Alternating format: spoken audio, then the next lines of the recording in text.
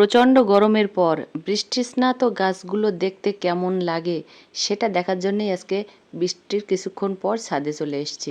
বেশ কিছুক্ষণ ধরে বৃষ্টি হয়েছে, আর আমার গাছগুলোর কোনো ক্ষতি হয়েছে কি না, গাছগুলো কি অবস্থায় আছে, যেগুলো আছে সেগুলো কতটা সুন্দর লাগছে সেটা আপনাদেরকেও দেখাবো।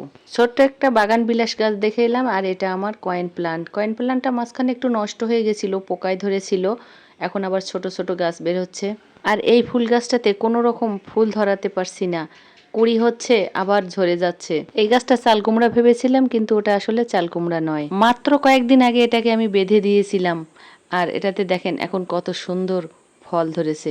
আর বৃষ্টির পর এগুলো দেখতে যে এত সুন্দর লাগছে, ক্যামেরায় হয়তো সেভাবে ধরা পড়েনি, কিন্তু আমার কাছে না অসাধারণ লেগেছে। ফলগুলো দেখেন কেমন সারি সারি ঝুলছে, দেখতে বেশ লাগছে। এবার দেখেন আসল সৌন্দর্য কাকে বলে।